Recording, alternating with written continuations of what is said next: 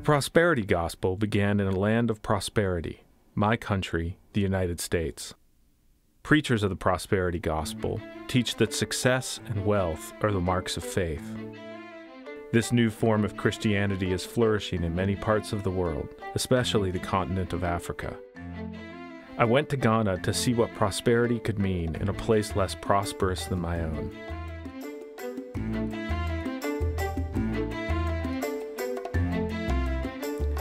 The first place I visited was a small church, where a visiting Nigerian pastor devoted much of his sermon to describing his collection of Mercedes automobiles. He ended his sermon with a request. So when you come to the house of God and you put money, you are demonstrating how big or small your faith is. Listen to this. The other day we were here, God spoke to me that He has come to bless this land. You are this land. Economically, financially, in every area He has come to bless you. You must respond to Him. Now, before I came, God said, make sure that they give in dollars. You can give $100.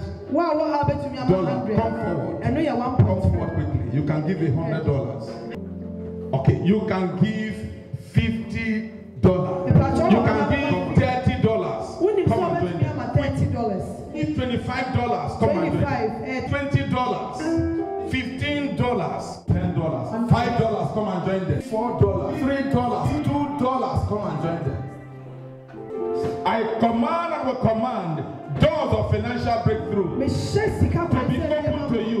And I rebuke every devourer, every devourer, every devourer. I rebuke it in the name of Jesus.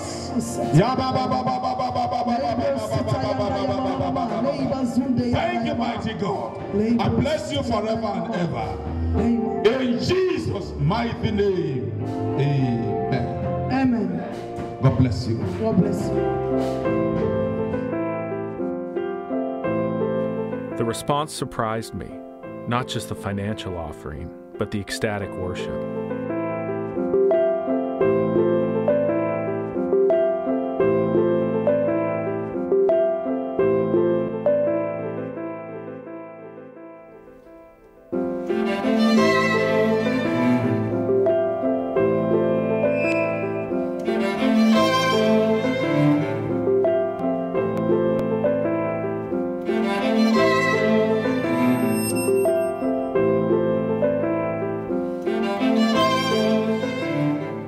There was something deeper going on here.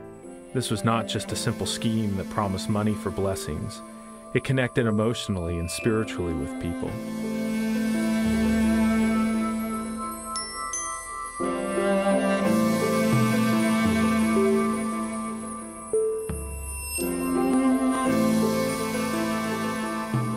While the prosperity gospel is an American export, it has flourished amidst the traditional worldview of many Africans.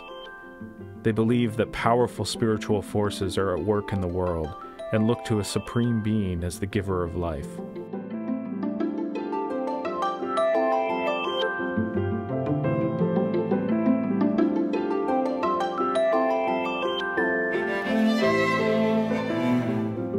It's a constant struggle to tap into strength from the supernatural in order to survive in a world of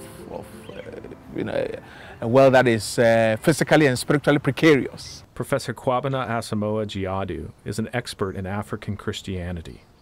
These churches, the new Pentecostal churches we have, and even the older ones, offered something new to the African public that was missing in the message of the historic mission churches.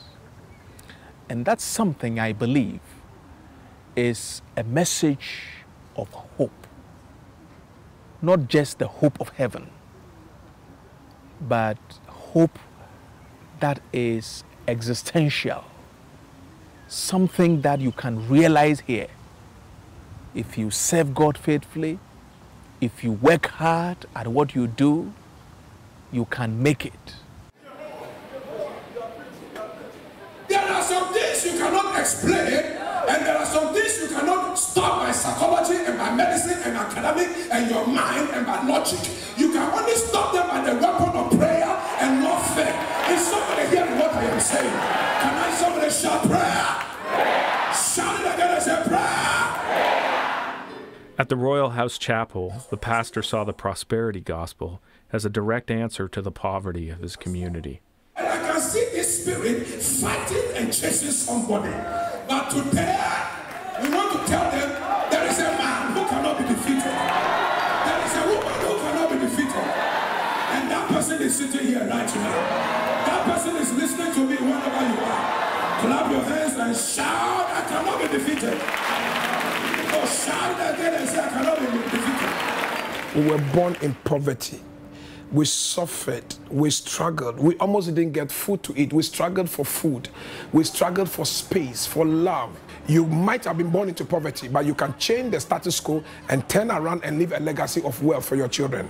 You have been born into many difficulties and challenges, but hey, it starts with you. So for us, preaching prosperity, dreaming prosperity, craving for prosperity, praying for prosperity is not negotiable.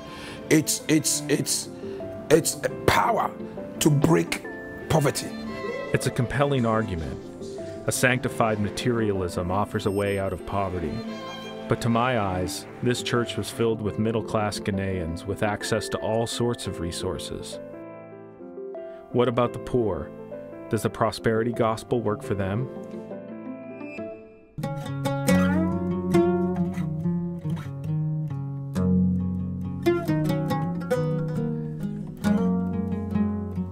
Throughout Ghana, healing camps like this are popping up. People come for 7 to 21 days to be healed and delivered from all manners of spirits and demons. They arrive with physical, mental, and emotional needs. Some even arrive with their passports seeking prayer for visas. There are so many, countless of them, every corner of the country. If you preach prosperity, that people must prosper by all means, when they do the right things, and by right things, paying tithes, paying offerings, being faithful to the gospel and so on. But it gets to a point where things don't seem to work the way we've been taught that they work.